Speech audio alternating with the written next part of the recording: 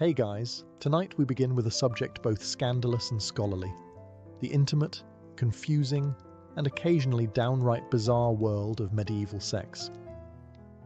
It was an era of chivalry and deeply suspicious herbal remedies, a time when foreplay often meant asking politely and hoping no one's watching. So before you get comfortable, take a moment to like the video and subscribe, but only if you genuinely enjoy what I do here. And let me know in the comments where you're tuning in from and what time it is for you. It's always fascinating to see who's joining us from around the world.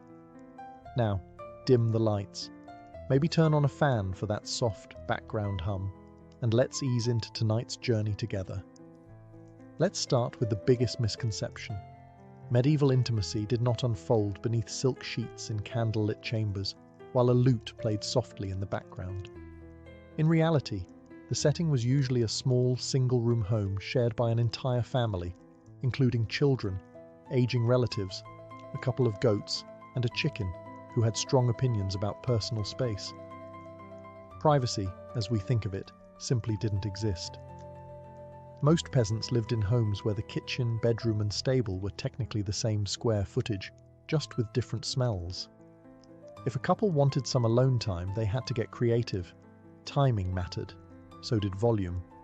And ideally, so did whether the kids were asleep and facing the wall. Curtains were a luxury. Beds were shared.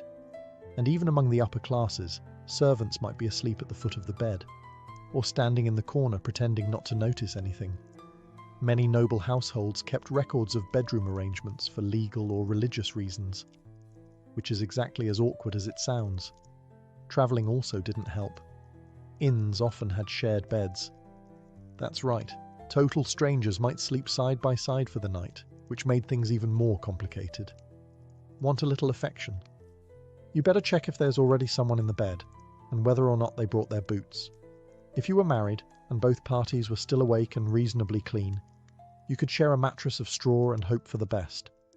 If you weren't married, well, you had to be twice as quiet and 3 times as careful.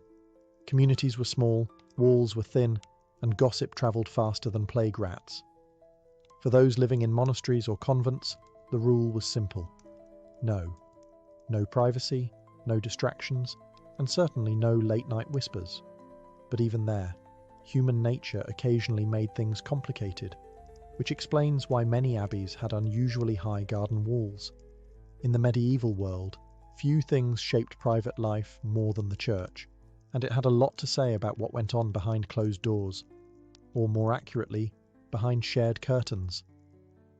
According to church teachings, physical intimacy had one primary function: making more people. That was it. Not pleasure, not bonding, not stress relief. Just reproduction. Everything else? Distracting at best, sinful at worst. This wasn't just Sunday sermon material. Bishops, theologians, and confessors wrote detailed instructions on what was and wasn't acceptable, in case anyone dared to improvise. Certain days of the week were off limits. So were major feast days, fasting days, holy days, and, in some regions, entire liturgical seasons. Want to be close to your spouse during Lent? Think again. Advent? Also no. That left maybe Tuesdays in April. Even within marriage there were expectations. Couples were encouraged to approach one another with modesty and restraint. Expressions of affection were acceptable, but not excessive. Displays of passion were, to put it mildly, frowned upon. One 13th century guide suggested that married couples should engage in intimacy without pleasure, without sin, and without delay, which is, by all accounts, a fairly joyless checklist. The preferred method was missionary, and not just for religious symbolism. It was deemed the most natural, and therefore the least likely to offend God, the saints, or your local priest. Anything else was considered suspect. That includes things like enthusiasm. Confession also got involved.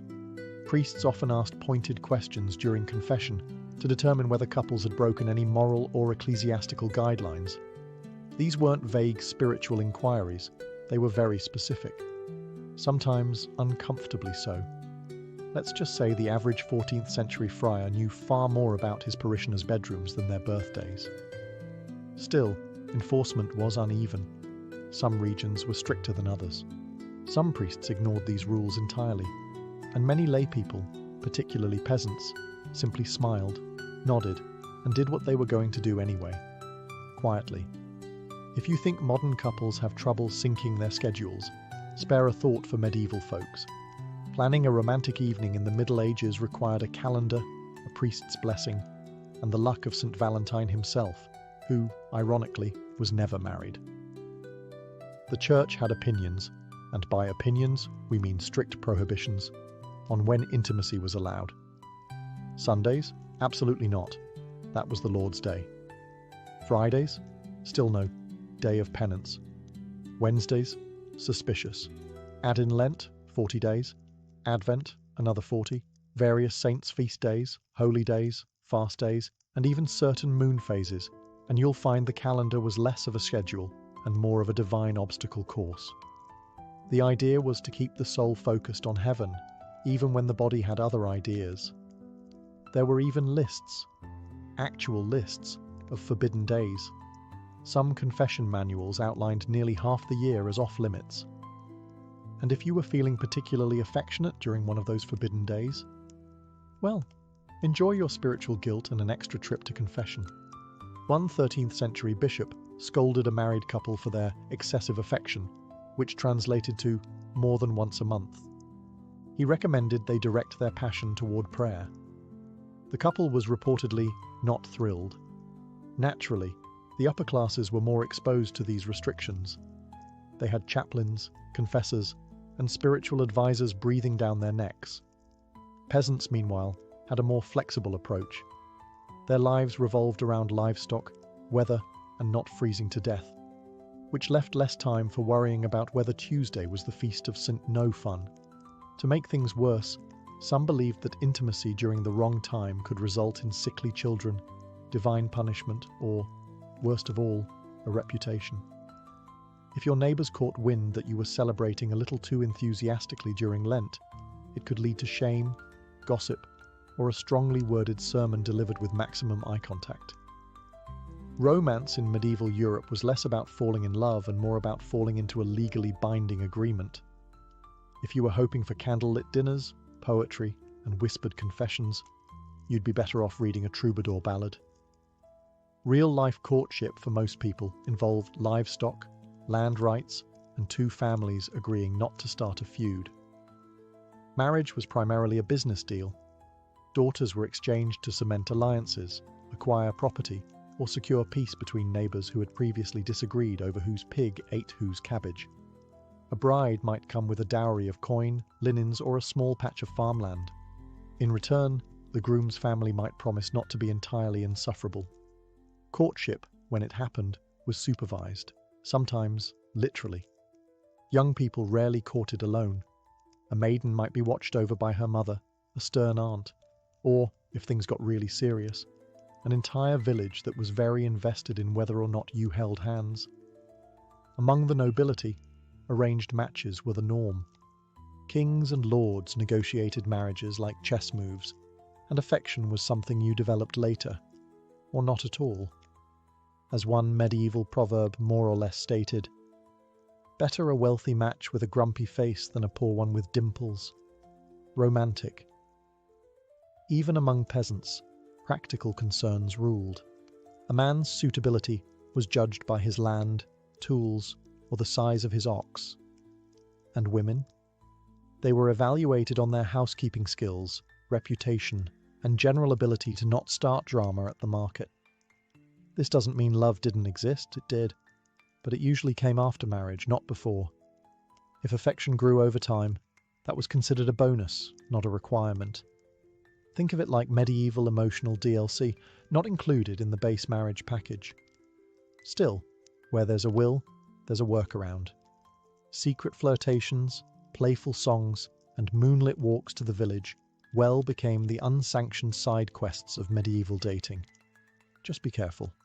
Get caught kissing behind the barn, and you could face public penance, a fine, or a very disappointed father with a pitchfork. Let's clear up one of the most persistent legends about medieval relationships: chastity belts. Yes, you've probably seen them in cartoons, historical dramas, or very unfortunate museum gift shops. Those iron contraptions allegedly locked around a woman's waist while her husband went off to war, leaving her physically and morally sealed. Except, not really. There's no solid historical evidence that chastity belts were ever widely used in the Middle Ages. In fact, most examples we have today come from the Renaissance or even the Victorian era, periods more obsessed with the idea of medieval repression than with what actually happened. Many of these belts were created as joke items, warnings, or museum curiosities, not functioning devices. Medieval manuscripts, which often record all sorts of uncomfortable details, are suspiciously silent about mass belt distribution. No tailors advertised them.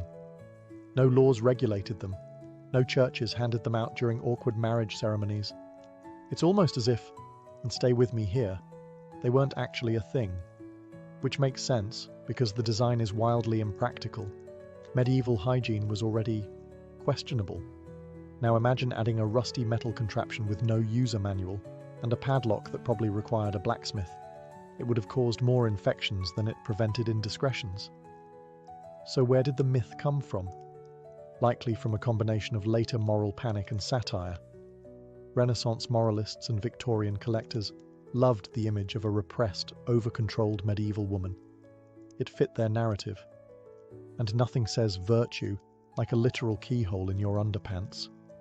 In reality, fidelity was enforced through more traditional and more effective means: shame, surveillance, religion, and strategic matchmaking. Noblewomen were often chaperoned within an inch of their lives. Peasant girls had entire villages watching them like unpaid private investigators. And any whiff of scandal could lead to ruined reputations, lost dowries, or awkward confessions involving phrases like, "at the edge of the barley field." In a surprising twist that would shock many of their modern descendants, medieval towns didn't just tolerate brothels. In many cases, they regulated them. That's right.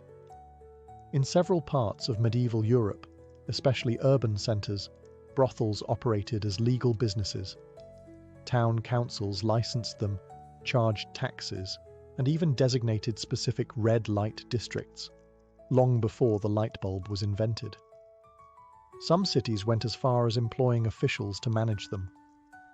These lucky souls were known as brothel keepers, or more colourfully, keepers of public women, which sounds like a very stressful line on a resume. The rationale behind this arrangement was pragmatic, if a little cynical.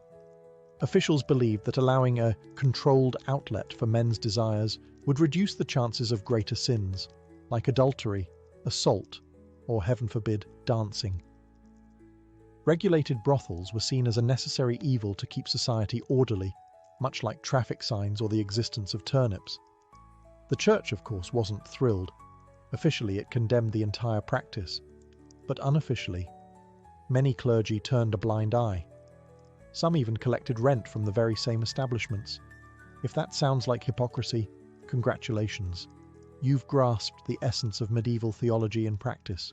Working in a brothel was no fairy tale, but it wasn't necessarily a life of constant misery either. Some women chose the profession for economic reasons, especially widows or those without family support. Others were coerced or trafficked, particularly in port cities, where sailors brought in coin and complications in equal measure.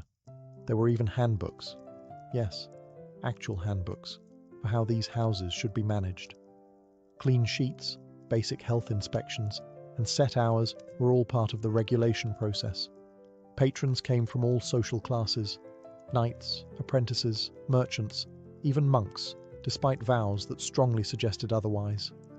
Entry fees varied, services were catalogued, and in some cases, customers paid in eggs, wool, or whatever awkward barter they had on hand.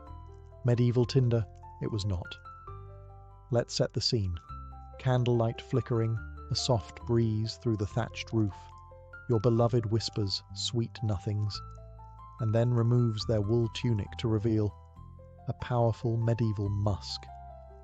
Because when it came to personal hygiene, medieval Europe had, Priorities. Staying clean was on the list, just somewhere after surviving the plague, fixing the roof, and catching the pig that got into the pantry again. Bathing did happen, but not nearly as often as modern noses would hope. Peasants bathed infrequently, maybe once a month, more if they fell into a river by accident. Soap was either homemade or imported, expensive, and used sparingly. And while public bathhouses existed in towns and cities, they were sometimes banned during outbreaks of disease or scandal, or both. If you were wealthy, you had options. A hot bath could be drawn, scented with herbs, and followed by being rubbed with linen cloths by attendants. If you were poor, your sponge bath involved a cold bucket and the vague hope that nobody would notice your aroma over the stables. To add complexity, water itself was occasionally viewed with suspicion, especially cold water. Some believed bathing too frequently could weaken the body or open the skin to illness. Others simply didn't have the time, or the tub, or any water that wasn't already being fought over by the local geese. Now, imagine trying to impress someone under these conditions. Perfume? Mostly for the elite. Deodorant? A dream of the distant future. Dental care? Well, you might rub your teeth with ash or chew mint leaves if you were fancy. Kissing was certainly an adventure. Clothing didn't help. Layers of wool, leather, linen, and fur trapped heat, sweat, and every scent you encountered during your day, including the contents of the chamber pot and the mystery stew. And yet, people still found ways to fall in love, flirt, and get close. Perhaps our standards were different. Or perhaps, when everyone smelled equally awful, love was truly blind. And nose blind. In medieval Europe, controlling the size of your family was a bit like trying to steer a cart with no wheels, no reins, and a particularly uncooperative goat. Technically possible, but not something you could count on. To be clear, people did try. Just because contraception wasn't effective by modern standards didn't mean medieval folks were oblivious. They were very much aware that certain behaviours led to babies, and many went to elaborate, if occasionally baffling, lengths to prevent it. Some of the more scientific methods included herbal mixtures, animal membranes, and rituals that involved burying certain objects near the doorstep. One popular approach advised drinking wine boiled with beaver testicles. Others recommended wearing amulets blessed by someone who hopefully wasn't guessing. A few guides even claimed jumping up and down vigorously after intimacy would help, which, if nothing else, probably burned some calories. There were also early versions of barrier methods, though calling them reliable would be generous. Linen soaked in various concoctions was one approach. A few brave souls tried wax. And there are scattered references to, let's call them medieval prototypes of what would later become familiar latex devices. But don't ask how they were made. You really don't want to know. The church, of course, was not amused. Any attempt to avoid conception was often labelled sinful or unnatural. Procreation was the stated goal of marriage, and anything that got in the way of that divine mission was frowned upon, or more commonly, denounced loudly from the pulpit. Still, not everyone followed church guidance. Among married couples, particularly those struggling with poverty, the desire to space out pregnancies or avoid another mouth to feed was very real. And among unmarried couples, let's just say the motivation was even stronger. But no matter the method, reliability was low. Birth control, such as it was, depended on folk wisdom, local herbs, and a surprising amount of hope. And when it failed, which it often did, well, that's where hasty marriages, hidden pregnancies, and a lot of awkward conversations came in. Despite what church authorities liked to pretend, not every medieval couple waited until the wedding bells rang before getting cozy. In fact, the practice of testing the goods before marriage was, well, common enough to require a lot of paperwork. Known as fornication in church records and getting ahead of yourself in everyday village gossip, intimacy before marriage wasn't exactly rare, but it was definitely monitored. In towns and parishes across Europe, local officials kept moral rolls, which were less like diaries and more like ledgers of shame. If a couple was caught, or even suspected, of jumping the marital timeline, they could be hauled before the local court and fined. Sometimes the fine went to the church, sometimes to the town, and occasionally to someone who claimed to have witnessed the event. Medieval snitching was alive and well. Fines varied depending on whether it was a first offence, whether a pregnancy resulted, or whether the couple eventually got married. In some cases, getting married after the fact erased the fine, kind of like retroactive permission. In others, the fine was still applied, but at a discounted rate. Early bird penalties, if you will, and let's not forget the social consequences. In tight-knit communities, everyone knew everyone else's business. So even if your local priest was feeling merciful, your neighbours weren't. Gossip could spread faster than a poorly stored meat pie in July. Interestingly, many of these situations resulted in something called hand fasting, a sort of informal engagement where the couple considered themselves betrothed and, in some regions, that was legally enough to begin cohabiting. The church later tried to tighten that loophole, but in the meantime, a lot of medieval babies were technically early arrivals. Among peasants, this was all handled with a bit more practicality. If a couple was clearly serious and a pregnancy had occurred, marriage usually followed, sometimes hurried along with a gentle nudge or firm push from both families. Among nobles, however, consequences could be far worse, especially if inheritance or reputation was on the line. In the medieval world, virginity wasn't just a virtue, it was a contract clause, a political tool, and occasionally a community-wide obsession. Among the peasantry, expectations varied by region and circumstance. A young woman was generally expected to arrive at marriage untested, at least officially. But if she didn't, well, some eyebrows would rise, and a small fine or shotgun wedding might sort things out. For the upper classes, though, things got serious. Noble women's virginity was directly tied to inheritance, alliances, and family honour. A broken engagement might spark a feud. A pregnancy out of wedlock could derail generations of planning. So how did they verify it? Well, badly. Sometimes it came down to vague testimony and character references. She seemed virtuous, or she avoided the stable boy mostly. Other times, more invasive methods were used, like midwives or matrons inspecting for the infamous hymen, which science has since confirmed is not, in fact, a medieval chastity barometer. But that didn't stop anyone. There were also attempts to prove virginity after the wedding, such as displaying a blood-stained sheet, like a very awkward medieval Yelp review. This tradition, while not universal, was expected in certain regions. And if the sheet stayed clean, cue lawsuits, annulments, and family drama on a scale rivaling a royal soap opera. Men, of course, were under no such scrutiny. Male virginity was considered an optional bonus. A future husband's experience level was rarely questioned. At most, he might be encouraged to avoid tavern maids or loose company, but no one was checking his laundry the next morning. Virginity was also linked to religious symbolism. Maidens were often praised as pure vessels, which is beautiful in theory and incredibly uncomfortable in practice.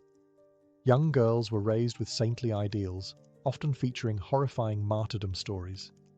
And if a marriage was annulled on the grounds that a bride had been dishonest, it didn't just ruin her, it could drag down her entire family's honour and property claims. So yes, in medieval Europe, virginity wasn't just about morality. It was legal currency. If you're wondering whether same-sex attraction existed in medieval times, the answer is a resounding yes. Human nature didn't start in the 20th century, but if you're wondering whether it was openly accepted, that's where things get complicated. Medieval society was structured around religious doctrine, social roles, and property rights, and all three had a lot to say about who could love whom. Spoiler alert, it was usually a man and a woman within marriage, preferably for the purpose of making more villagers. Officially, same-sex intimacy was labelled a sin by the church, often lumped in with other unnatural acts, like dancing on feast days or reading too many books. Punishments varied wildly depending on region, time period, and who was involved. A peasant couple might get a scolding and penance. Nobles, they might face exile, or quietly be ignored if they had enough land. But while the church thundered from the pulpit, real life was messier. We have records, poems, letters, even legal documents that show emotional, romantic, and sometimes physical relationships between people of the same sex. Some monks wrote love letters to each other in Latin that sound suspiciously less brotherly and more longing. Noblewomen sometimes shared beds and declared exclusive devotion in terms that would make a troubadour blush. Medieval Europe also had social structures that blurred lines. All male monasteries and all female convents created deep emotional bonds. Knightly brotherhoods were full of vows and affectionate language. Some historians debate whether these were romantic, platonic, or something in between. But either way, there were feelings involved. And possibly poetry. As for terminology, the modern concept of sexual identity didn't exist. You didn't come out. You just lived, carefully, quietly, and often coded in allegory. There were no pride parades, but there were songs, saints' stories, and suspiciously intense pilgrimages taken in pairs. Adultery in medieval Europe was a bit like handling a live chicken while juggling knives.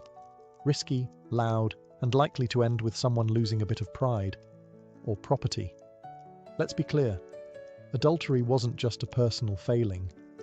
It was a social offence. Marriage was seen not only as a holy sacrament, but also a legal contract, a property deal, and often a strategic alliance. So when someone strayed, they weren't just breaking hearts. They were tampering with inheritances, dowries, and the always fragile local gossip equilibrium. For women, the stakes were significantly higher. A married woman caught in an affair could face public shaming, loss of dowry rights, forced penance, or even exile, especially if she had the audacity to get caught with evidence.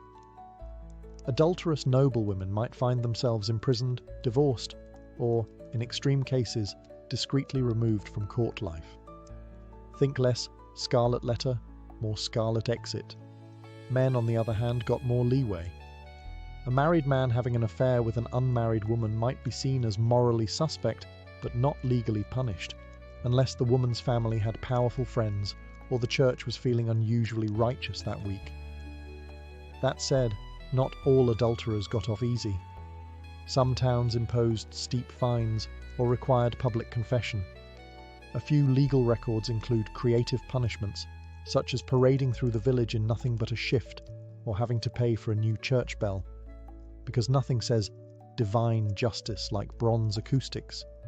The real danger, however, wasn't always the law. It was the husband.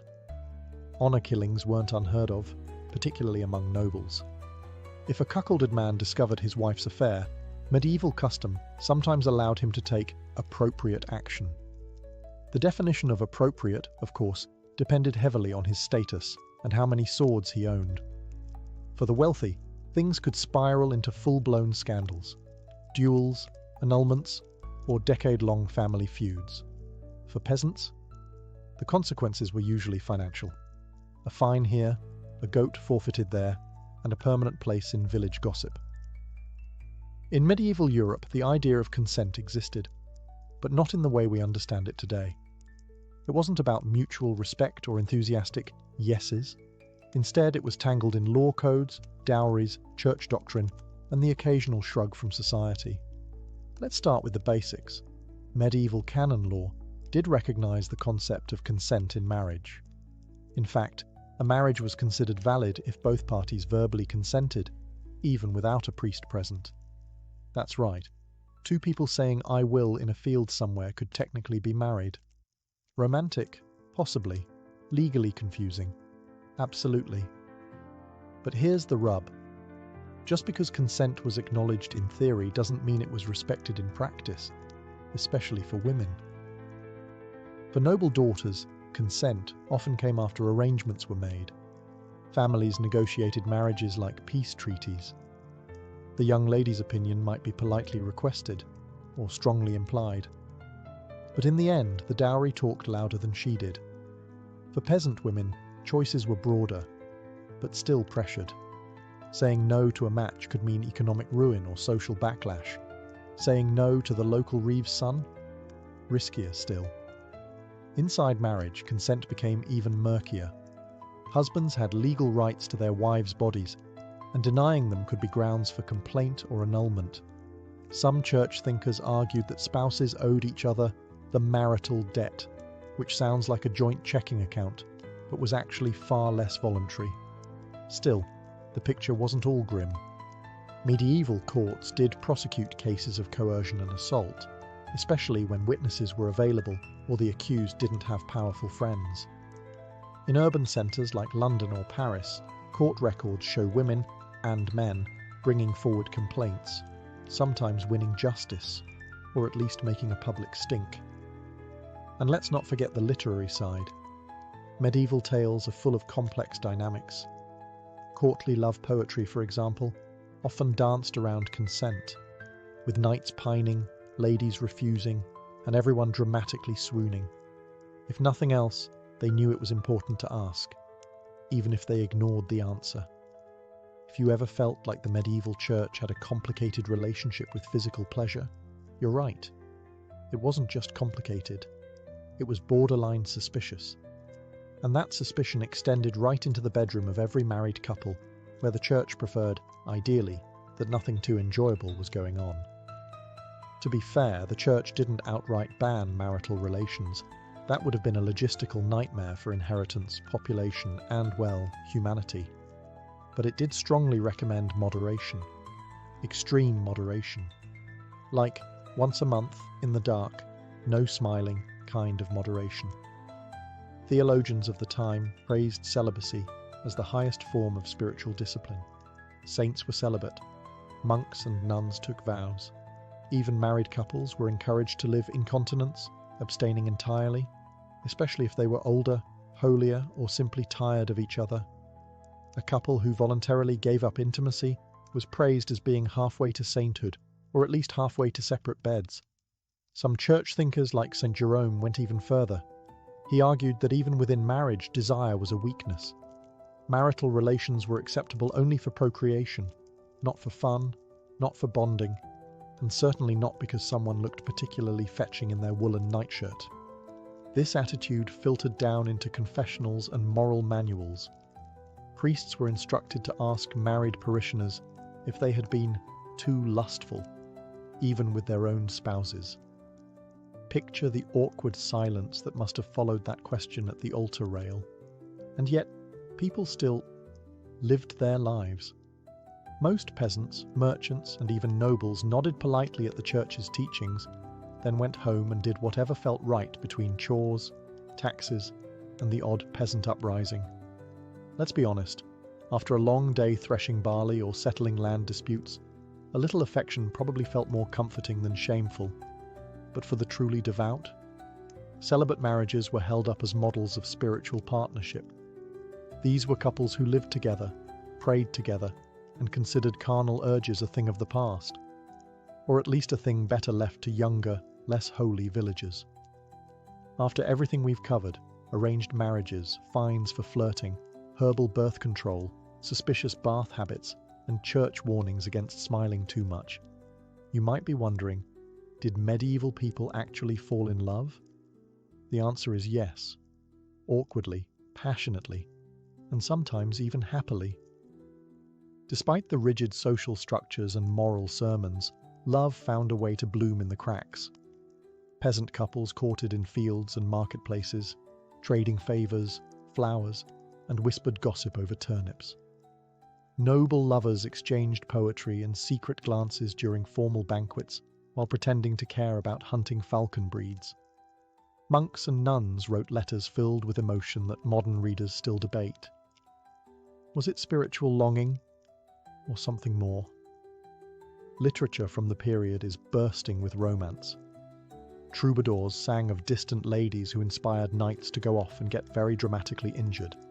Stories of courtly love glorified longing from afar, especially if you were pining for someone married to your boss. Sure, the love was often unattainable, But hey, that's where the best verses come from. In some cases, couples genuinely married for love. Records survive of peasants who eloped or refused matches arranged by their parents. Even nobles occasionally rebelled, much to the horror of their family accountants. The church, interestingly enough, actually required verbal consent from both bride and groom, even if that consent was delivered through gritted teeth while holding a goose as dowry collateral. And once married, many couples built strong partnerships. They worked side by side, raised children, endured plagues, and navigated taxes, which is basically the medieval version of a romantic getaway. Letters between spouses, especially during times of separation, show real affection, real longing, real commitment. Even widows and widowers sometimes remarried for companionship rather than political gain, choosing someone they like to spend their remaining years with. Because even after everything, the rules, the risk, the ritual, people still wanted to feel loved, preferably before curfew, and hopefully not during Lent. It all began with a disaster. Zeno of Citium, a wealthy merchant from the island of Cyprus, had it all. Ships loaded with precious dyes, trade routes mapped across the Mediterranean, and the kind of fortune that made a man feel invincible. But fate, as ancient philosophers love to remind us, doesn't care how many ships you own. Somewhere near Athens, Zeno's fleet was caught in a violent storm. The sea didn't just swallow his cargo, it swallowed his identity. One moment, he was a merchant. The next, a man with nothing.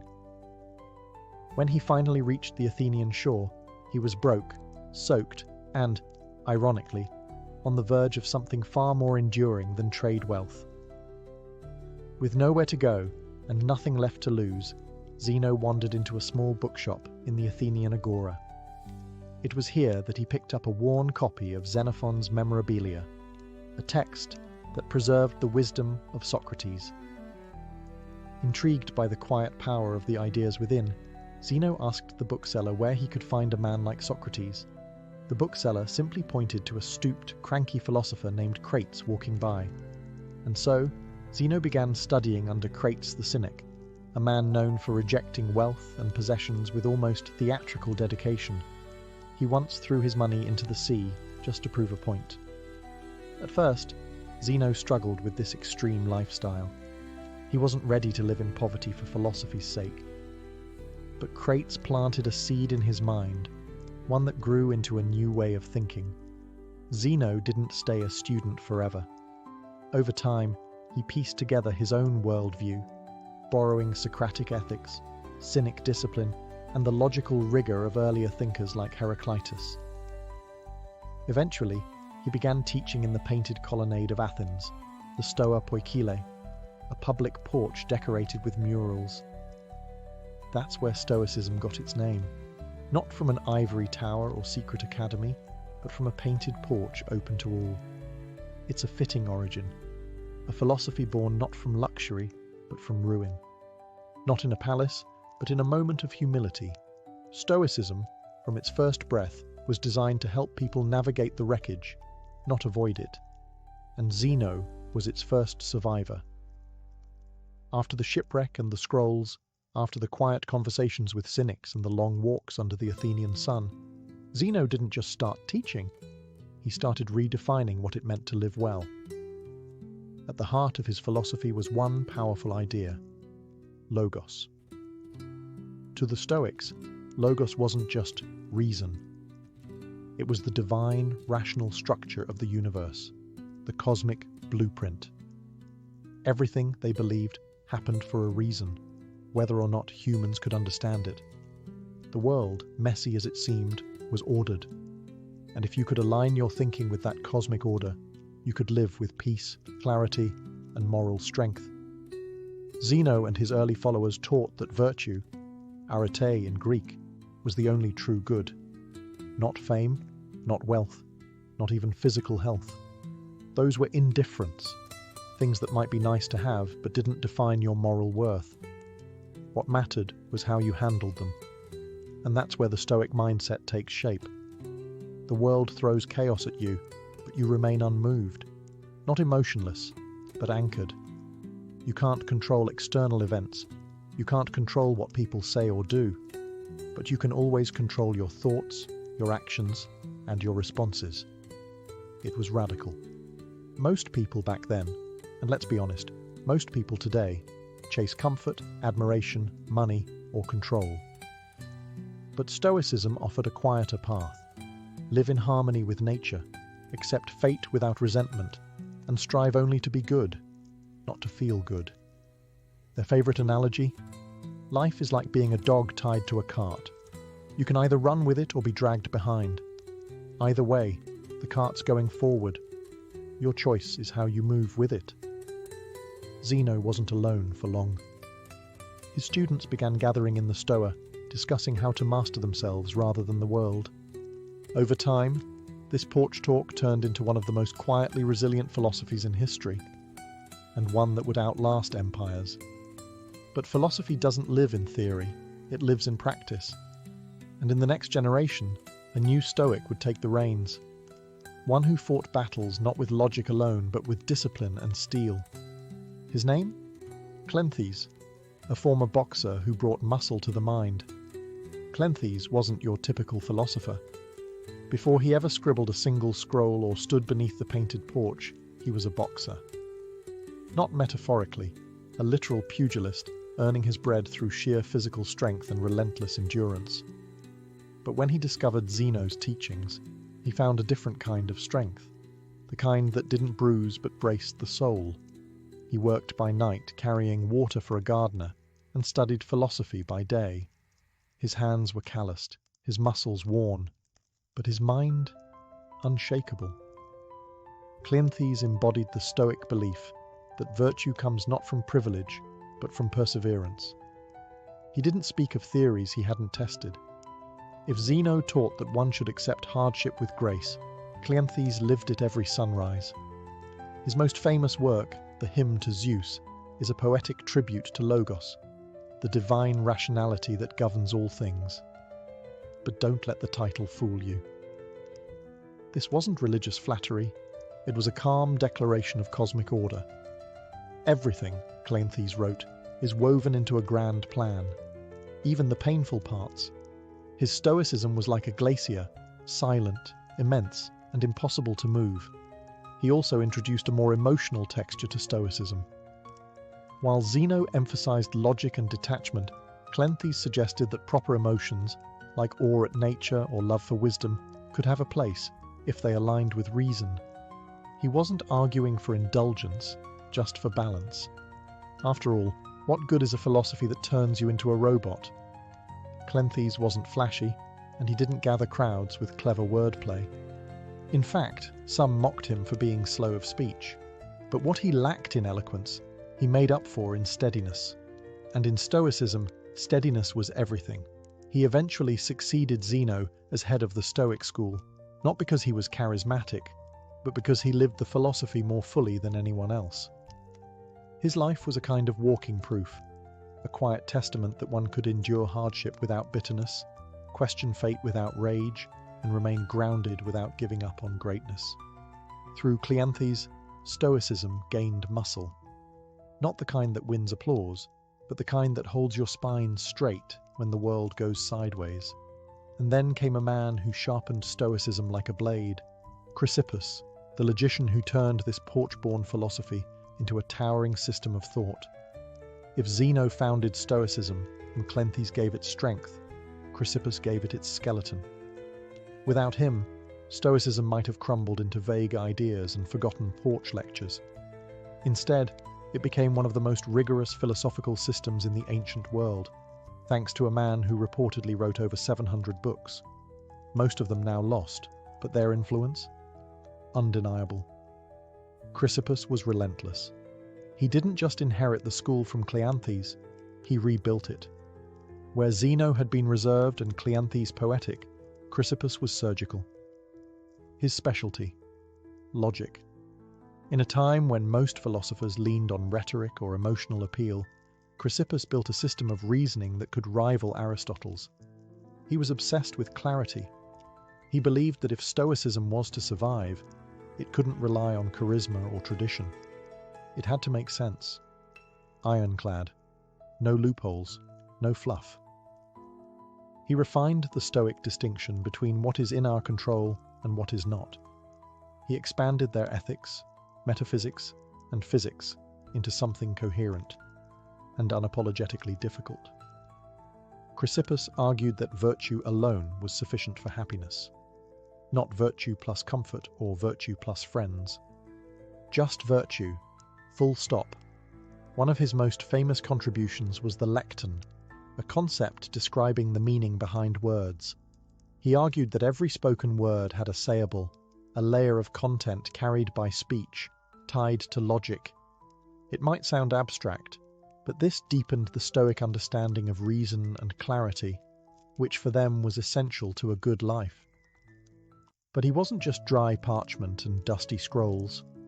Chrysippus had a biting wit. Once, when accused of not practicing what he preached, he supposedly replied, "Would you blame a doctor who gets sick? He still knows how to treat illness." Stoicism wasn't about pretending to be perfect. It was about trying, every single day, to close the gap between your actions and your ideals. Thanks to Chrysippus, Stoicism hardened. It became more than a comfort for shipwrecked merchants or poetic boxers. It became a discipline, something you studied, practiced, and used to cut through confusion and chaos. And that discipline would soon find its way out of Greece, into the heart of Rome, where emperors and slaves alike would grapple with its power. By the time Stoicism drifted into Rome, the philosophy had already weathered centuries of refinement. But in the hands of the Romans, it evolved from a Greek intellectual pursuit into a way of life suited for statesmen, generals, and even emperors. The Romans weren't interested in abstract metaphysics or syllogisms about lector. They wanted practicality.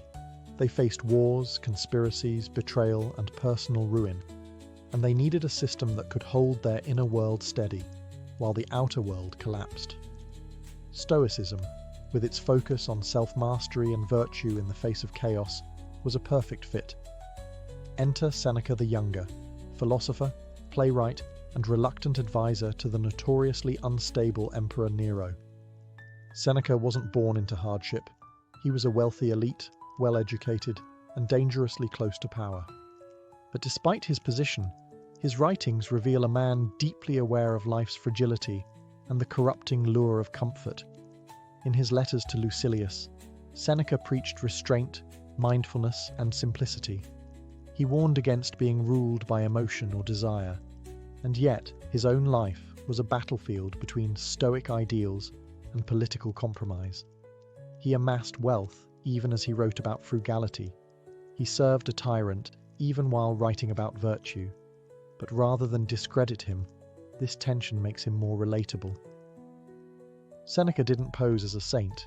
He was painfully aware of his contradictions. His advice to others often came with a quiet self-rebuke. "I am not a wise man," he wrote, "but a lover of wisdom." And maybe that's the most Stoic thing of all, not to claim mastery, but to pursue it humbly. While Seneca offered Stoicism to the elite, another Roman gave it to everyone else. Epictetus, a former slave. Crippled and impoverished, Epictetus owned nothing, not even himself. And yet he taught that true freedom comes from within. "You may chain my leg," he said, "but not even Zeus can conquer my mind." To him, life's hardships weren't obstacles. They were training grounds for virtue. His teachings, preserved by his student Arrian, became a Stoic manual for inner liberation. In Rome, Stoicism was no longer just philosophy. It was armor, mental armor. And soon, that armor would be worn by the man who ruled the known world, Marcus Aurelius, emperor, warrior, and the most unlikely of all, a philosopher king. It's one thing to read philosophy in peace. It's another to write it on the front lines of war, while ruling an empire crumbling at its edges. Marcus Aurelius, crowned emperor of Rome in 161 CE, was a man born into unimaginable privilege. And yet, his reign was anything but comfortable. Plagues swept across the empire. Germanic tribes pushed at the borders. His co-emperor Lucius Verus died early. His generals betrayed him. And worst of all, his own son, Commodus, would grow into the tyrant he had hoped never to raise. Amid all this, Marcus didn't write speeches or propaganda. He wrote to himself, quiet, personal reflections later compiled into the Meditations. Never intended for publication, these pages offer a window into a Stoic mind under siege. They read not like declarations from a throne, but like whispered reminders from a tired man trying to stay upright. Begin each day by telling yourself, he wrote, "Today I shall meet with interference, ingratitude, insolence, disloyalty, ill will, and selfishness." That wasn't pessimism. It was preparation. Marcus believed that by expecting hardship, he could face it without being thrown off course. To him, people's actions were not insults. They were reflections of their ignorance. And his duty wasn't to control others, but to control himself. He often reminded himself, "You could die tomorrow. You could die today. So act now, not with anxiety, but with purpose." That wasn't despair. That was clarity. Despite commanding legions and managing a vast empire, Marcus was obsessed with inner life. He believed you could be surrounded by chaos and still remain untouched if your mind stayed anchored in reason and virtue. He rarely indulged in cruelty.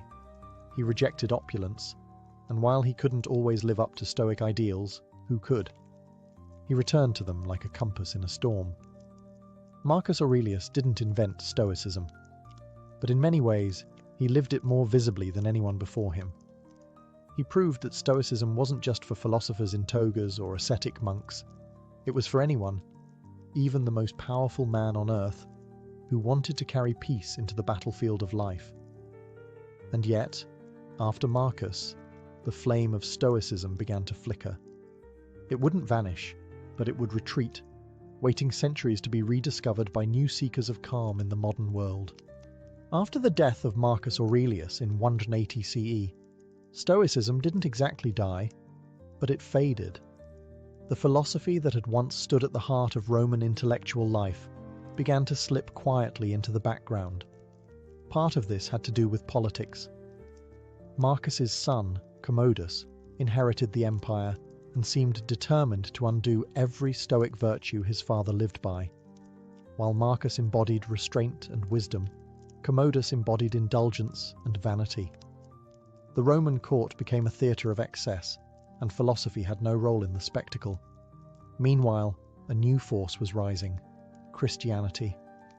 As it spread through the Roman Empire and eventually became state religion, its theology, rituals, and worldview began to replace the ancient schools. Where Stoicism taught self-reliance, Christianity emphasized divine grace. Where Stoicism taught acceptance of fate, Christianity spoke of redemption and the will of God. Though these ideas weren't always in conflict, Christian thinkers often saw Stoicism as a noble but ultimately pagan system, admirable yet incomplete. And yet, Stoicism didn't vanish. It simply migrated, its core ideas seeping into early Christian thought. Many church fathers admired the Stoics. Thinkers like Augustine, though critical of Stoic pride, respected their moral seriousness. And monastic traditions, especially among Christian ascetics, borrowed heavily from Stoic discipline. Silence, simplicity, denial of luxury, and the examination of conscience, all of these would have felt right at home in the writings of Epictetus or Seneca. Throughout the medieval period, Stoicism became a sort of background philosophy, respected by scholars, cited by monks, but rarely practiced in full. It was no longer a public movement or a street-side school. It was a whisper in the margins, kept alive by scribes, theologians, and the occasional curious mind. But survival is sometimes stronger than success. Stoicism's quiet endurance meant that when the intellectual winds shifted centuries later, during the Renaissance and the Enlightenment, its ideas would be ready to return. For all its decline, Stoicism had left seeds buried in the soil of Western thought. And when people once again sought clarity, purpose, and strength without illusion, those seeds would bloom. And one day, they'd even show up in places no ancient philosopher could have imagined, in self-help books, leadership seminars, and yes, on your favorite podcast. Stoicism's comeback didn't arrive with a scroll in hand. It came through blogs, books, and podcasts. After centuries of quiet influence, the ancient philosophy found itself suddenly reborn in the digital age, repackaged for a world buzzing with distractions, anxieties, and the pressure to constantly optimize everything. In the 20th century, philosophers like Pierre Hadot began peeling back the layers of Stoicism, reminding readers that it wasn't just an intellectual exercise, it was a way of life. Not cold, but contemplative. Not harsh, but healing. Hadot argued that ancient philosophy was originally a spiritual practice, and Stoicism, more than any other school, was meant to be lived, not merely read. That message hit home for a new generation. In the early 2000s, authors like Ryan Holiday helped usher Stoicism into the mainstream with accessible books like The Obstacle is the Way and Ego is the Enemy. Drawing on Marcus Aurelius, Seneca, and Epictetus, Holiday framed Stoicism as a practical toolkit for resilience, something you could use whether you were launching a startup, coaching a sports team, or just trying to survive a bad Monday. Tech leaders and entrepreneurs soon latched on. Tim Ferriss, Naval Ravikant, and others began citing Stoic texts like instruction manuals for high-performance living. The idea was simple. In a world that moves fast, thinks shallow, and craves constant validation, Stoicism offers an antidote: stillness, control, and clarity. Even mental health professionals took notice. Therapies like cognitive behavioral therapy, CBT, borrow heavily from Stoic principles. Challenge your thoughts. Focus on what you can control. Don't let emotion dictate action. Sound familiar? But the revival wasn't without criticism. Some said modern Stoicism had been stripped of its depth, turned into motivational wallpaper for productivity bros.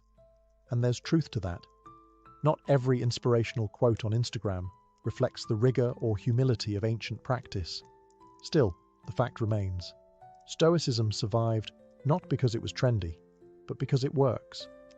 When life goes sideways, when we lose a job, face a diagnosis, or wake up unsure of our place in the world, Stoicism reminds us, you can't control what happens, but you can control what you become.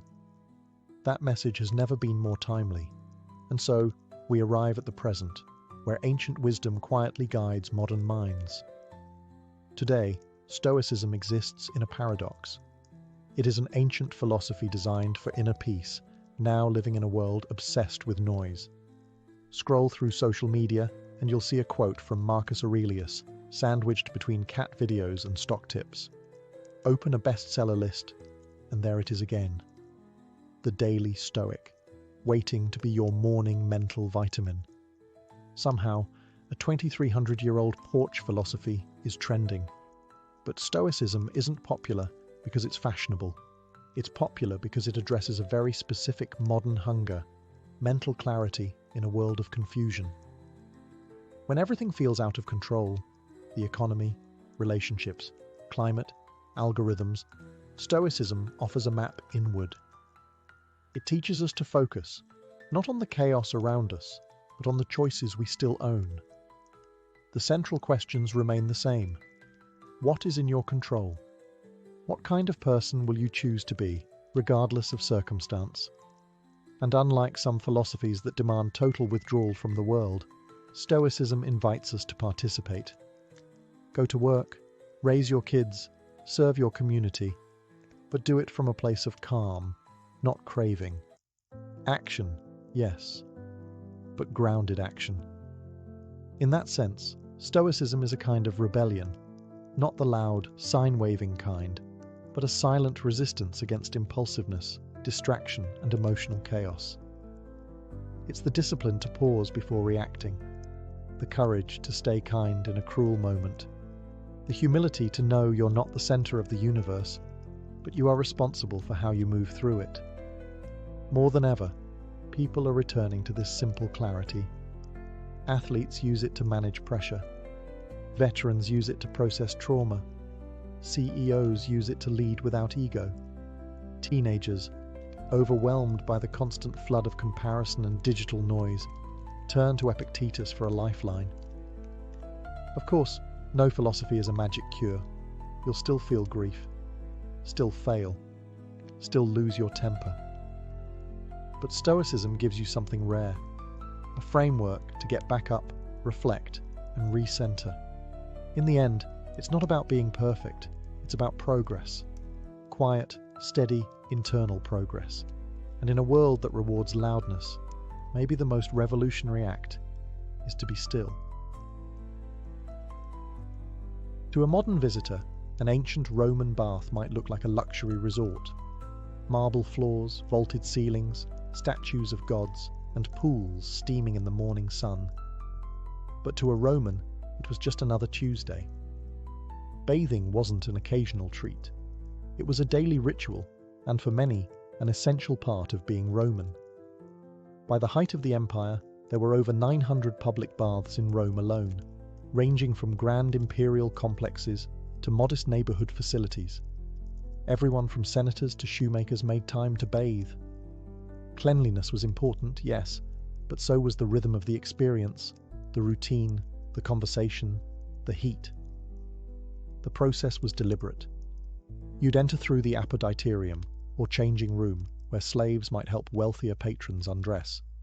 From there, you'd ease into the tepidarium, a warm room that opened your pores and began the relaxation. Then came the caldarium, the heart of the experience, a hot, steamy chamber heated by an underfloor system called the hypocaust. Here, bathers would sweat, scrape their skin with strigils, curved metal tools, and sometimes even get a massage.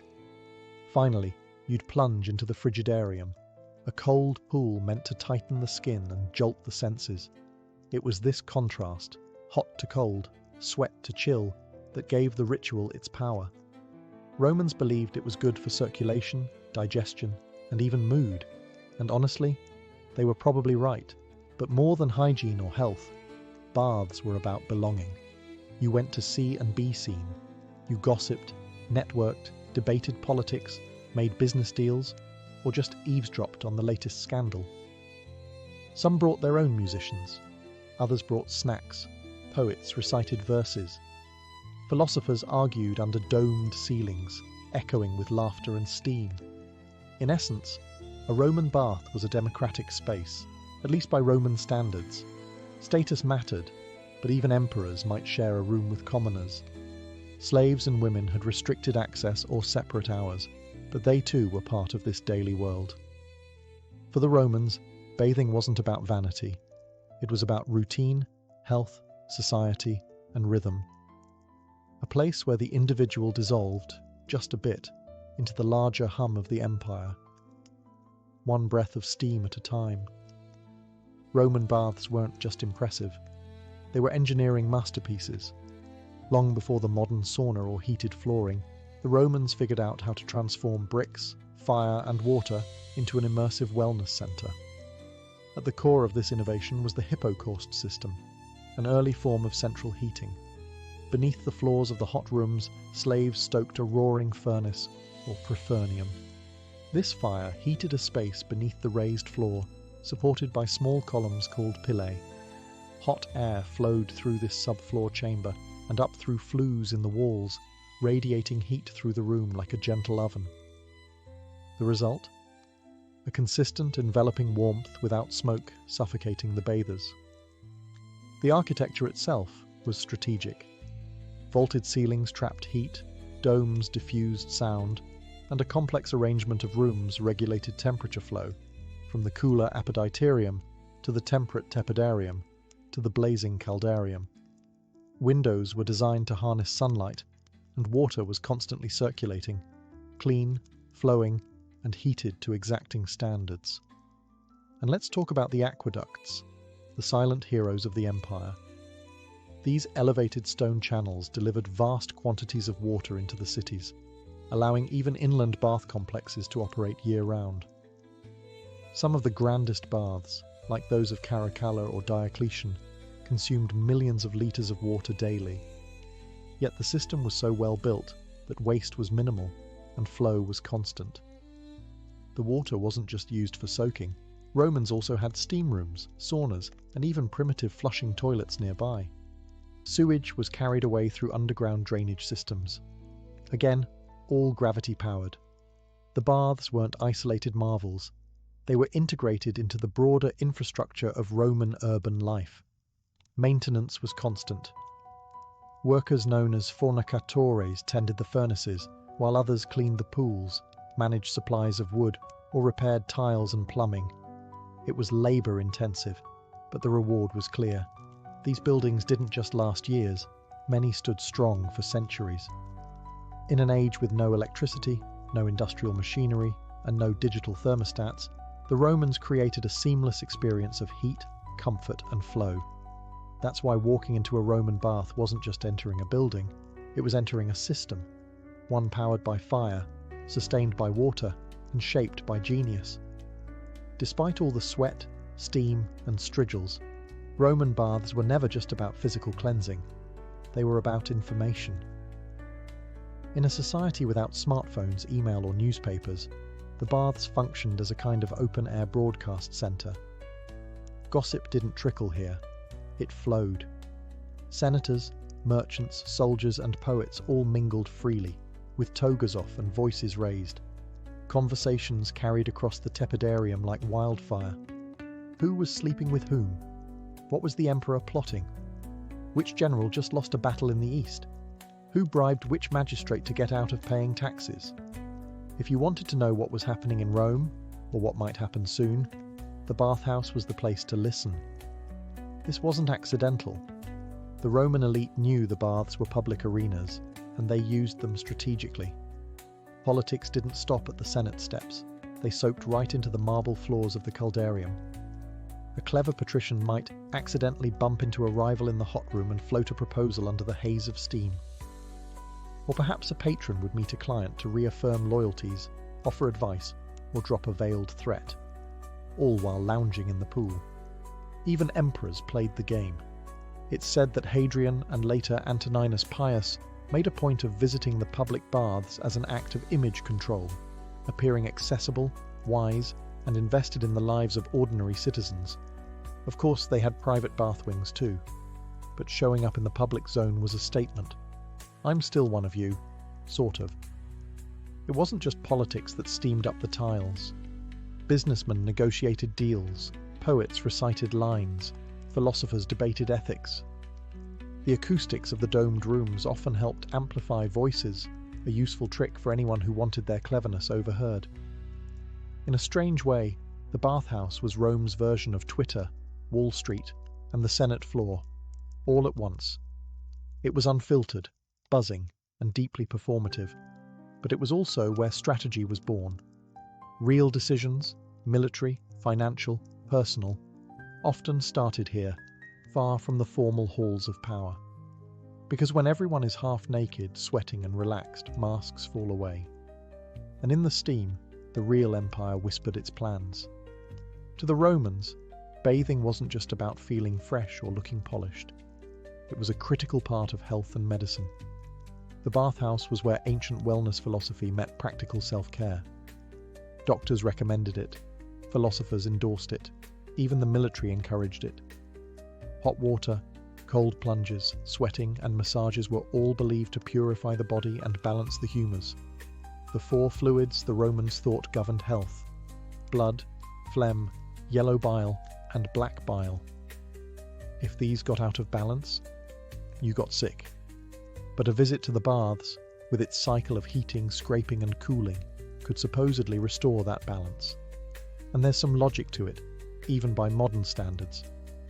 The heat of the caldarium opened pores, relaxed muscles, and helped with circulation.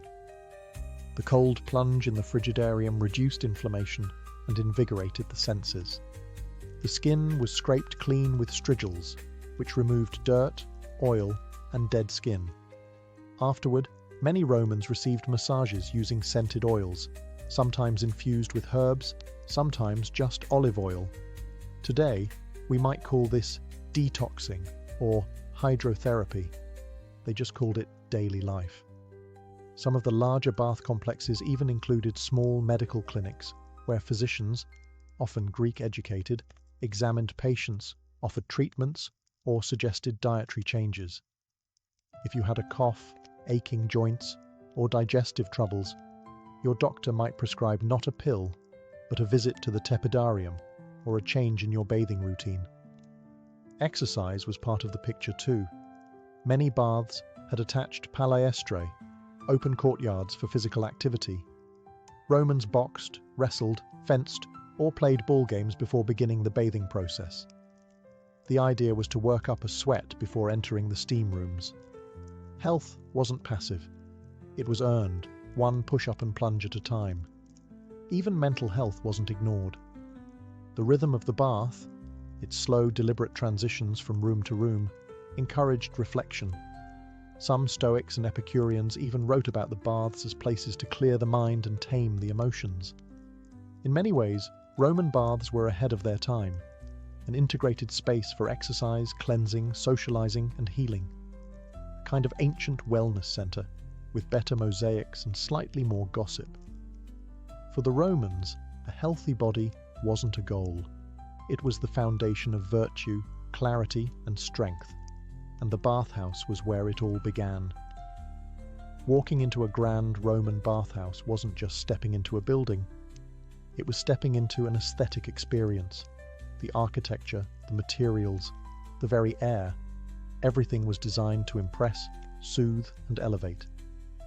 From the moment you entered the apoditerium, changing room, you were surrounded by elegance. The walls were often painted in vivid frescoes, mythological scenes, pastoral landscapes, or even cheeky caricatures. Marble benches lined the room, niches held clothing, and on the better days, musicians played softly in the background while your sandals were taken by a servant. Then came the baths themselves. The tepidarium was usually the most beautiful room, designed as a kind of warm antechamber to the hotter and colder extremes. It was often circular or rectangular, with high vaulted ceilings, colourful mosaics on the floors, and large windows that diffused the afternoon light. The ceilings were sometimes coffered or domed, supported by columns of Egyptian granite or local stone.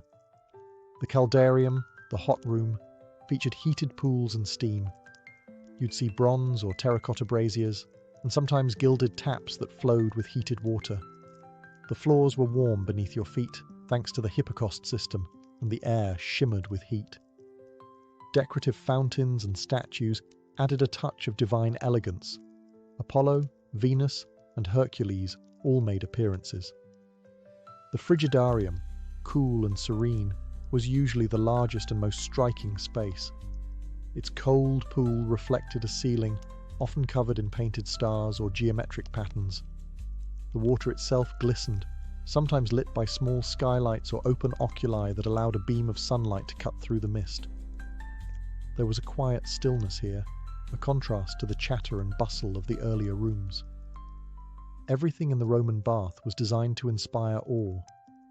The use of imported marble, colourful tilework, and advanced geometry wasn't just vanity, it was a statement.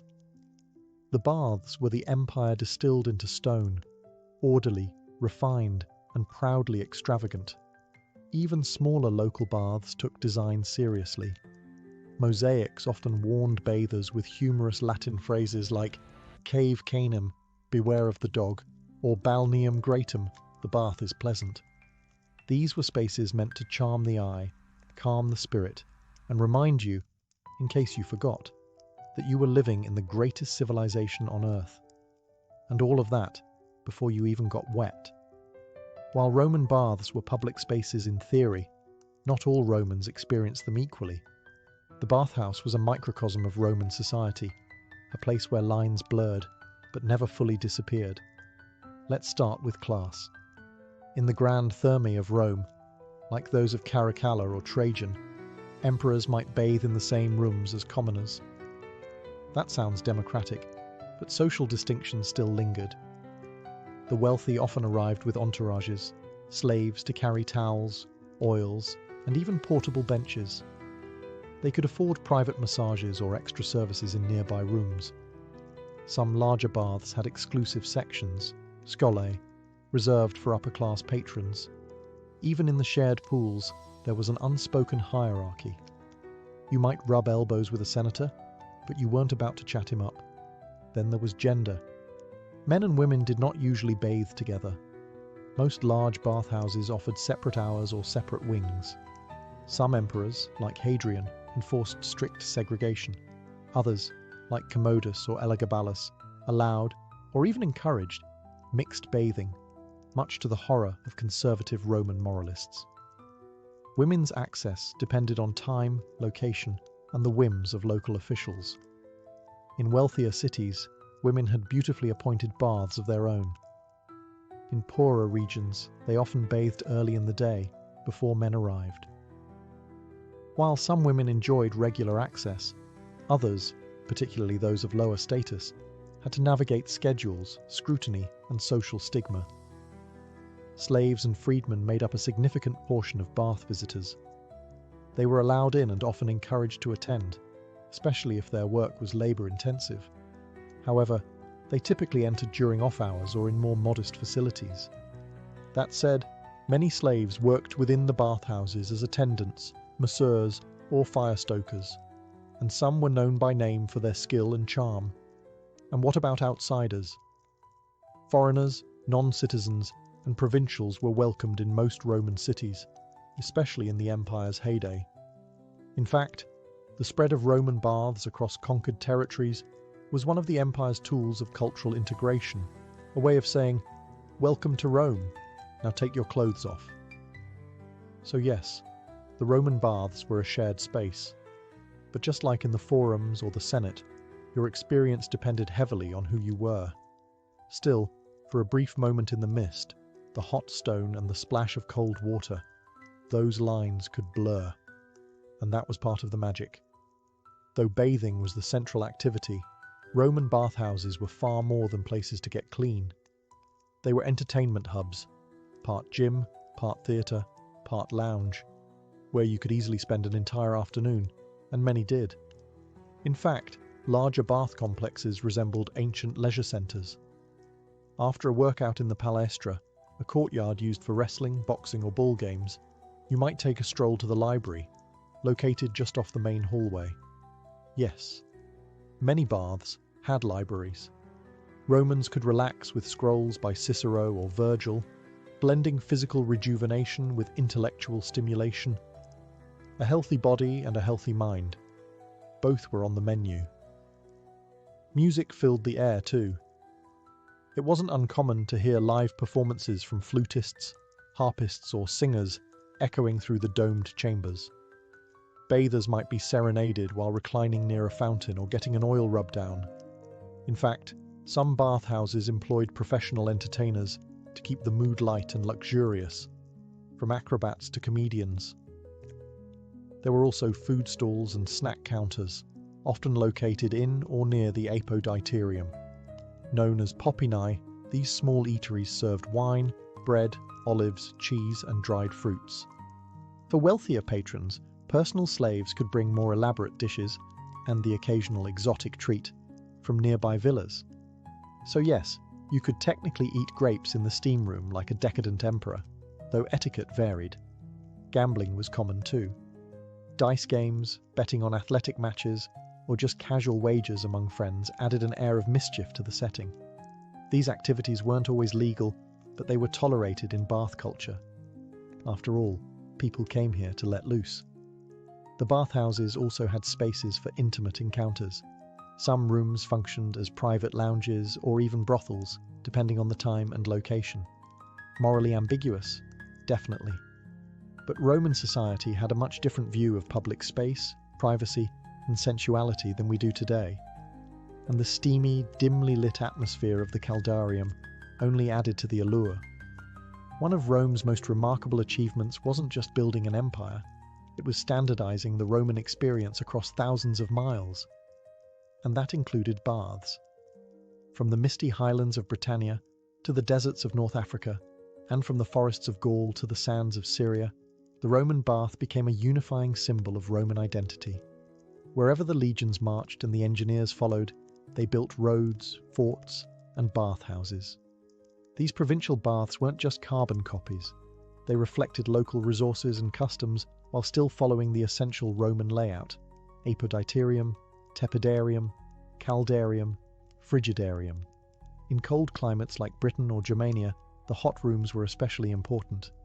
In warmer places like North Africa or the Levant, some bathhouses expanded the shaded colonnades and cooled pools, offering relief from the blistering sun. Cities like Timgad in Algeria, Jerash in Jordan, and Bath in England all featured impressive thermae, often with mosaics, sculptures, and inscriptions celebrating imperial generosity. These weren't just public works, they were propaganda in stone. Every polished marble slab and steaming pool reminded locals, this is Rome, and Rome takes care of its people. But baths also played a critical role in cultural integration. For newly conquered peoples, the bathhouse served as a soft introduction to Roman customs. You might still speak your own language at home, but once you stripped off your clothes and stepped into the steam, you were participating in a Roman ritual, one that transcended ethnicity, origin, or local tribe. It also became a mark of urbanization. A city wasn't truly Roman until it had proper baths. They often came bundled with forums, amphitheatres, and temples, creating civic centres that mirrored those of the capital. Bathing, then, wasn't just about hygiene, it was about civilization. Of course, local twists remained. In Syria, baths sometimes incorporated Eastern architectural styles and mixed-gender spaces. In Britain, Celtic traditions subtly influenced the bathing sequence, and in Egypt, older Hellenistic models blended with Roman designs to create hybrid complexes with lush courtyards and incense-filled chambers. No matter the local flavour, the Roman bath became a universal experience, one that made an empire feel cohesive. A place where even at the farthest frontier, you could close your eyes in the caldarium and, for a moment, feel like you were in the heart of Rome. Like so much of Roman civilization, the glory of the baths didn't last forever. As the empire weakened in the 4th and 5th centuries CE, so too did the great bathhouses. What had once been daily rituals for millions slowly slipped into disrepair, abandonment, and, eventually, ruin. Several factors contributed to this decline. First, the empire's economy crumbled under the weight of inflation, military overreach, and political instability.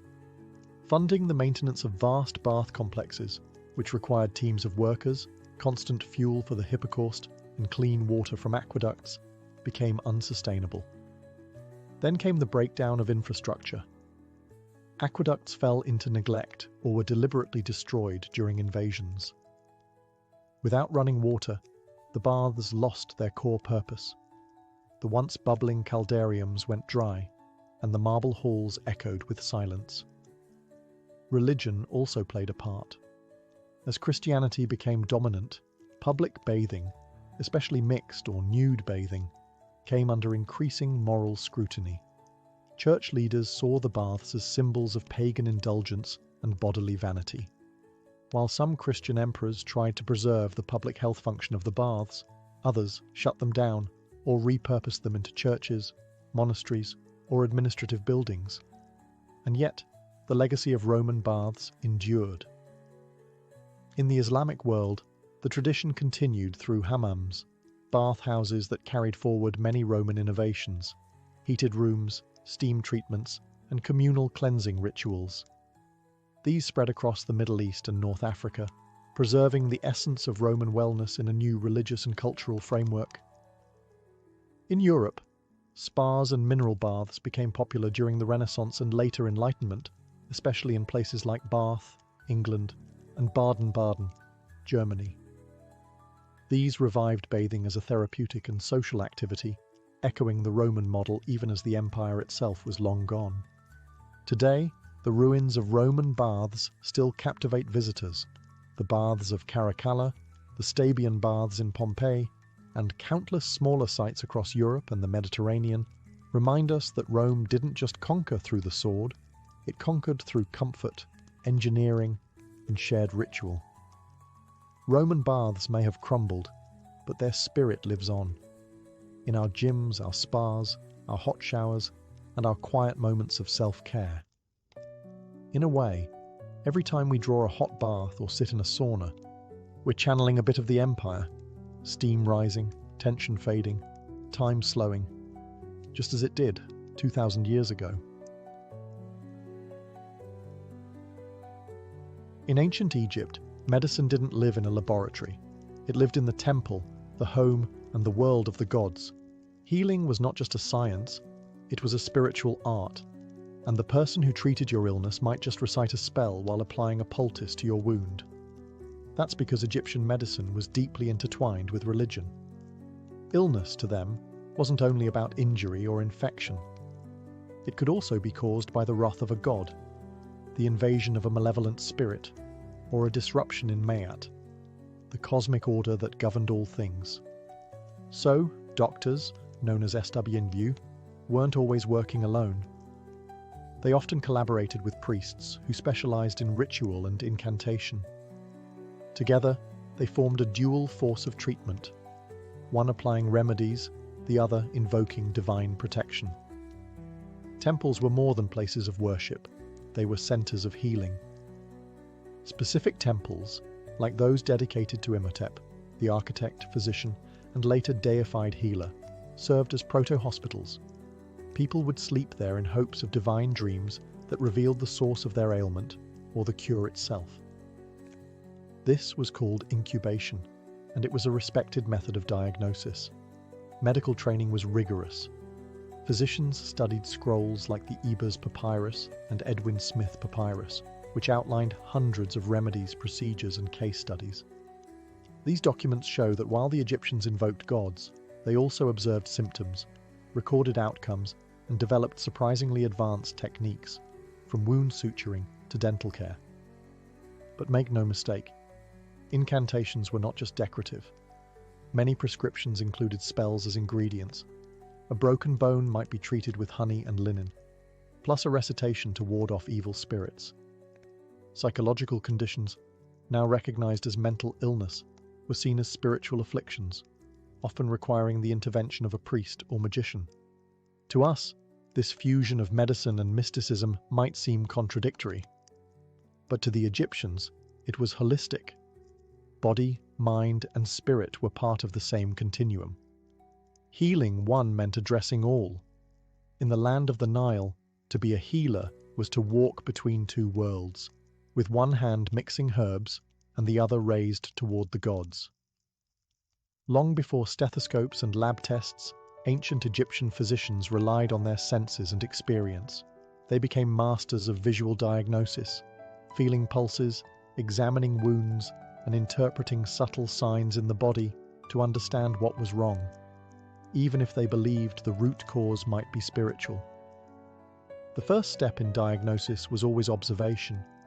Physicians would examine a patient's posture, skin color, breath, and even urine or feces to search for visible or olfactory clues. Was the swelling soft or hard?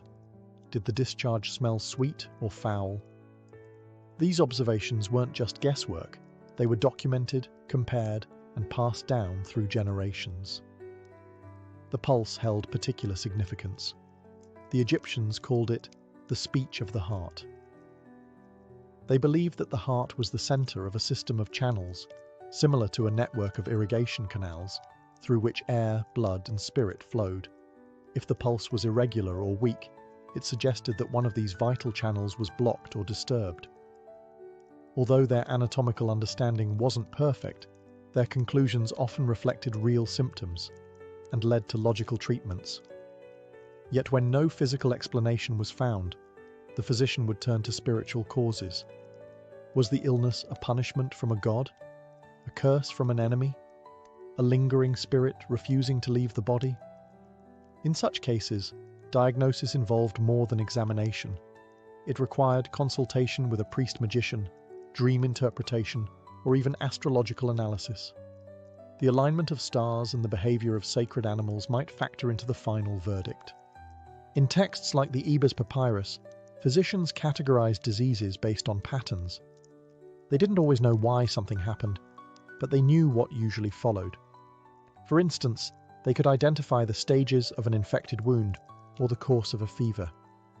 These practical patterns formed the basis for treatment protocols, and interestingly, they were not always superstitious. Some medical texts explicitly separate physical ailments from spiritual ones. If a wound could be seen, smelled, and treated, no spell required. But if all else failed, it was time to invoke divine aid. To an ancient Egyptian, the world was filled with unseen forces. But through keen eyes, careful hands, and centuries of accumulated wisdom, their physicians sought to make the invisible visible.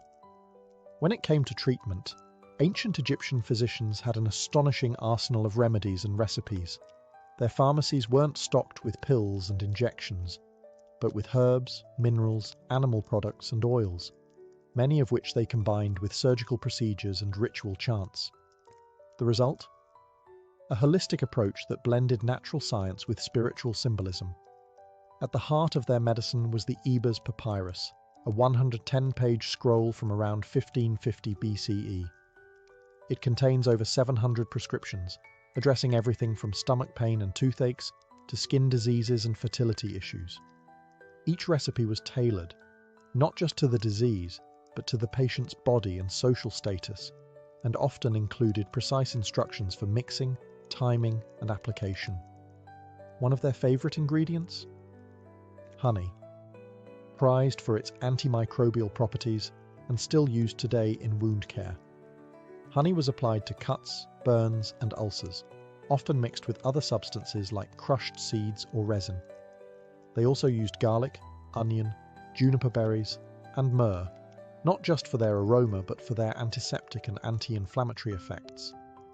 Their pharmacopoeia included more exotic fare as well: crocodile dung for contraceptives, lizard blood for skin treatments, hippopotamus fat, and even mummified human flesh for particularly superstitious cures.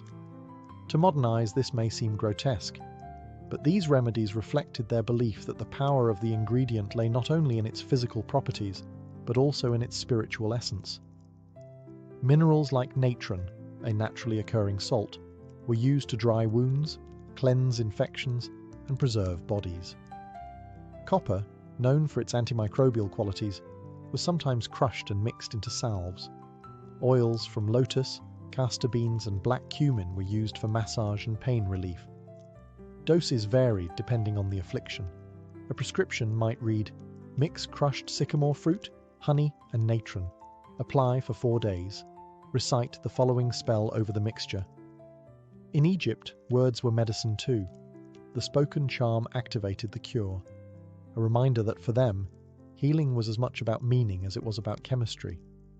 Far from primitive guesswork, Egyptian medicine was highly systematic, documented, and refined.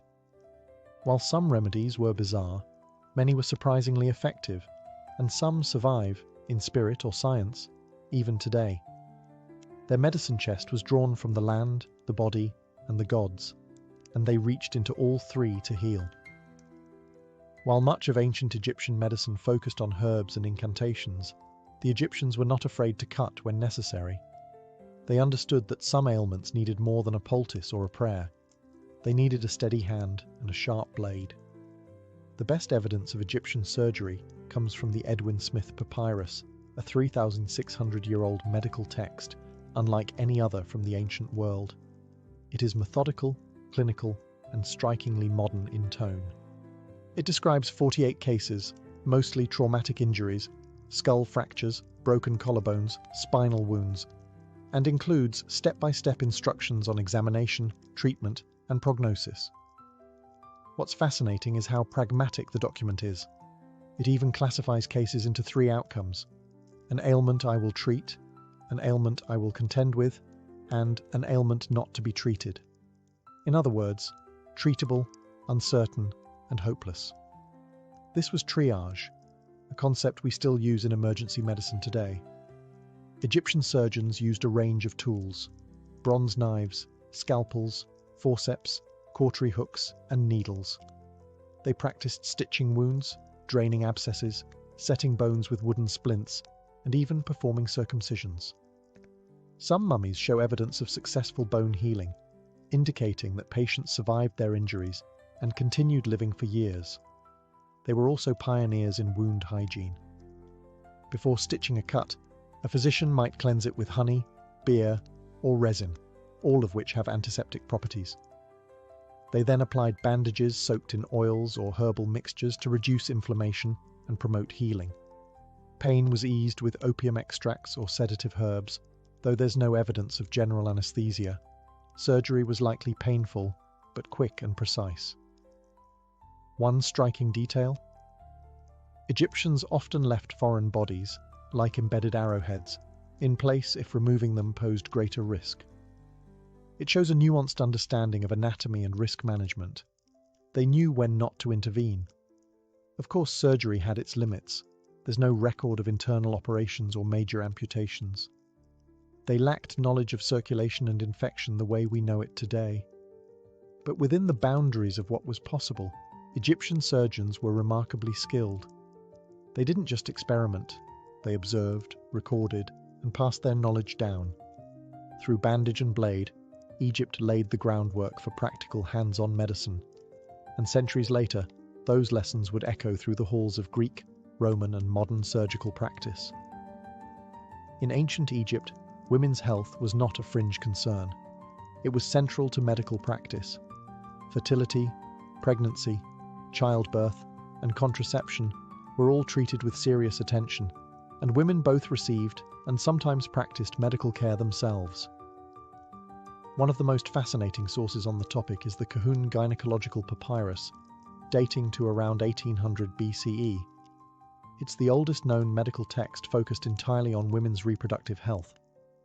The document includes diagnoses and treatments for infertility, miscarriage, vaginal discharge, and birth complications.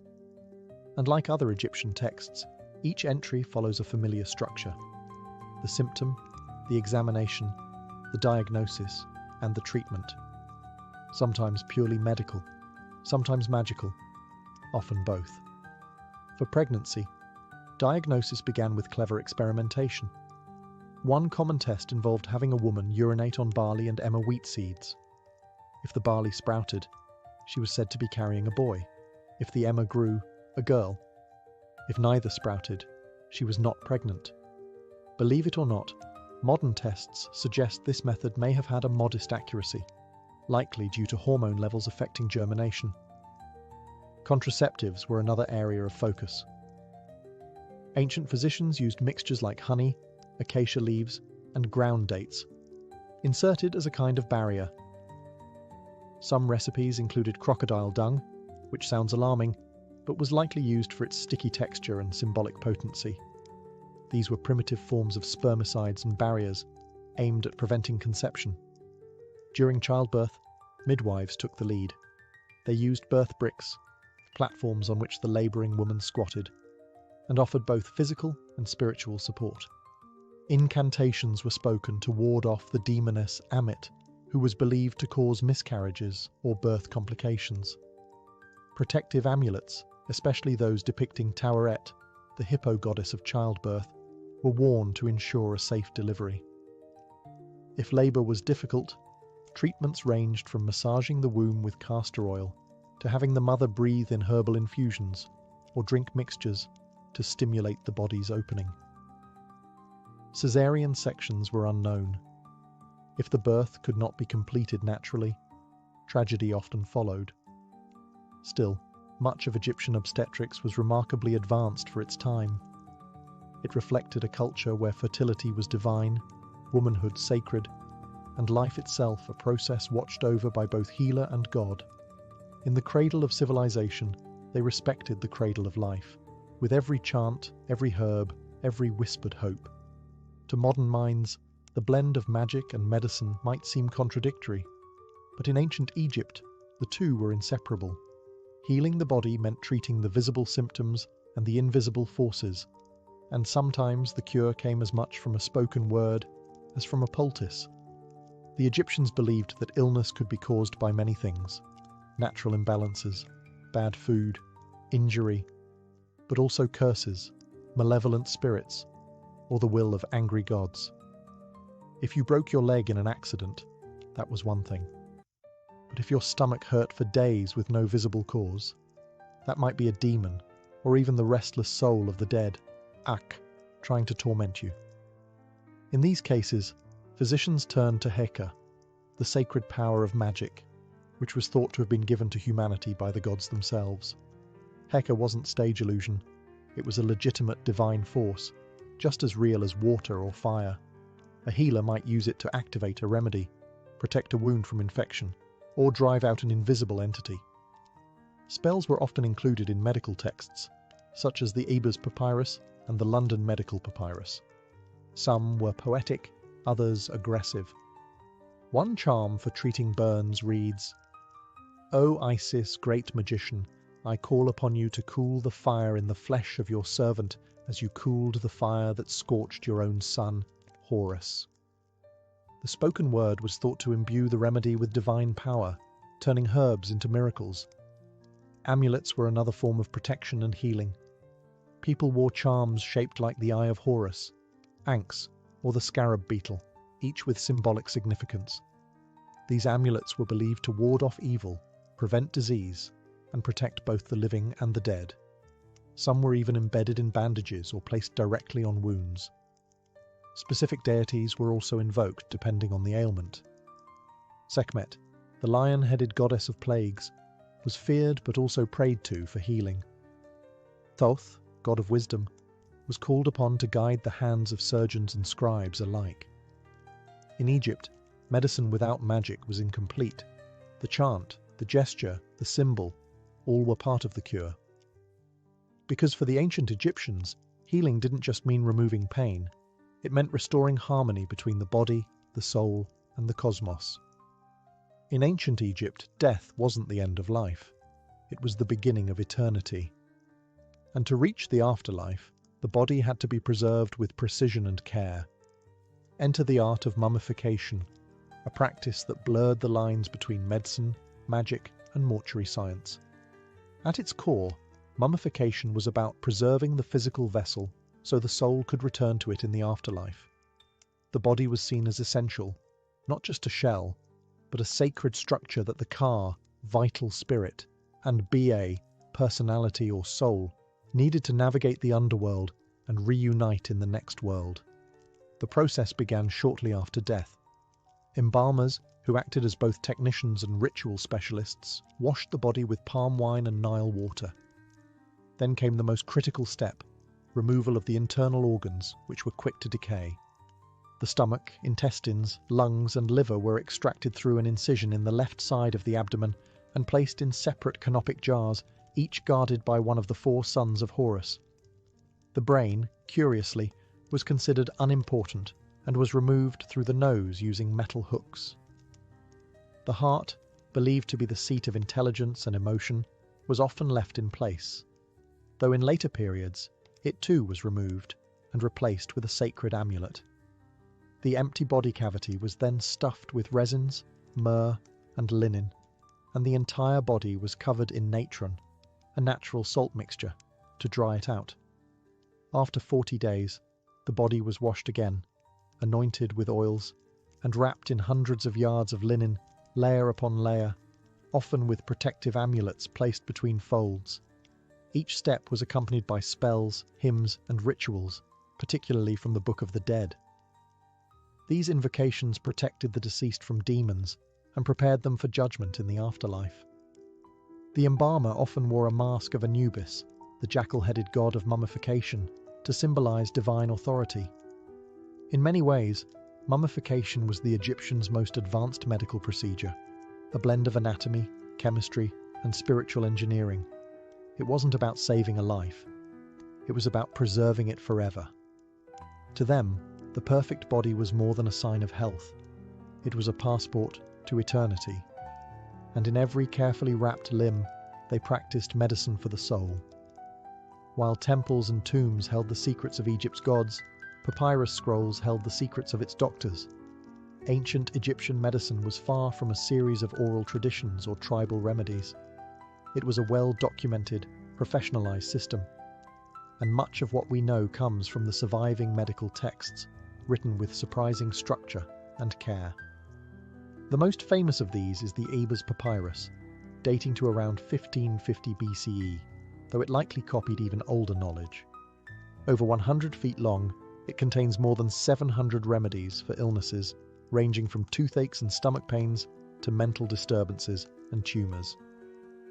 It includes detailed descriptions of symptoms, diagnoses, and treatments, often paired with spells or incantations. Another key text is the Edwin Smith Papyrus, a practical surgical manual written with clinical precision.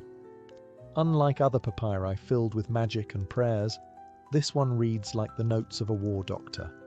It presents case studies of traumatic injuries, mostly fractures, dislocations, and head wounds, and outlines step by step how to examine, treat, and prognosticate. It's a rare glimpse into how Egyptians could separate spiritual belief from empirical observation. The Kahun Papyrus is another treasure, focused specifically on women's health, fertility, and gynecology. It provides insight into birth control methods, pregnancy diagnosis, and even surgical procedures related to the uterus. These texts weren't hidden away. They were studied by scribes and physicians, many of whom trained at houses of life, scholarly institutions located within temples. Here, medicine was taught alongside mathematics, astronomy, and religious lore. Medical apprentices would copy texts by hand, memorize spells, and observe more experienced doctors at work. The Egyptians believed in preserving and transmitting knowledge across generations. Each scroll was a distillation of experience, observation, and divine insight, often attributed to gods like Thoth, the deity of wisdom and writing. Physicians didn't just treat bodies, they carried forward the knowledge of millennia. Interestingly, some Egyptian medical ideas made their way to Greece, especially through figures like Hippocrates and Galen, who studied Egyptian practices and praised their methods. Egypt's influence on classical medicine is undeniable. In an age where much of the world relied on superstition alone, Egypt gave us one of the first examples of recorded, repeatable, and structured medical science, written in ink, bound in papyrus, and passed on with purpose.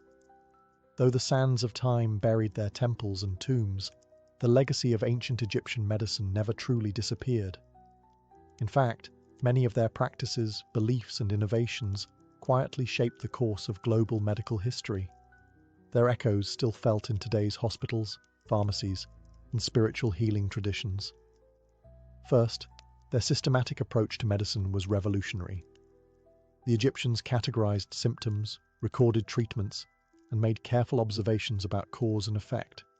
They developed early ideas about diagnosis, prognosis, and hygiene, centuries before the Greeks formalized such practices.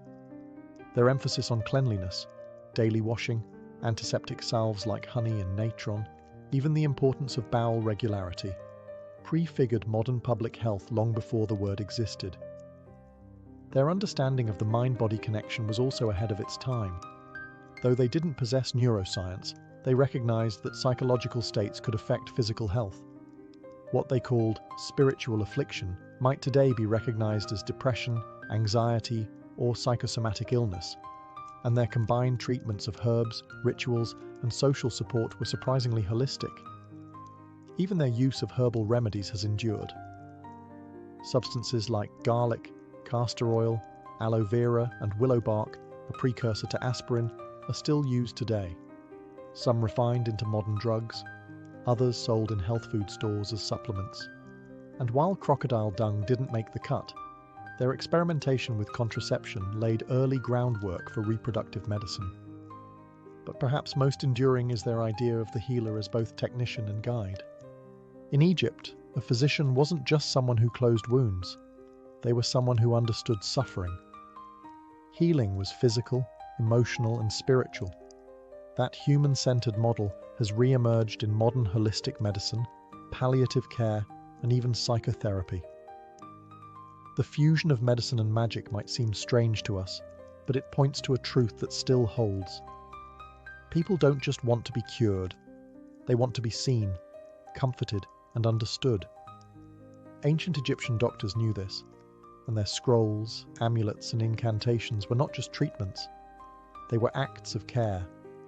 Their medicine wasn't perfect, but it was daring, structured, curious, and deeply human.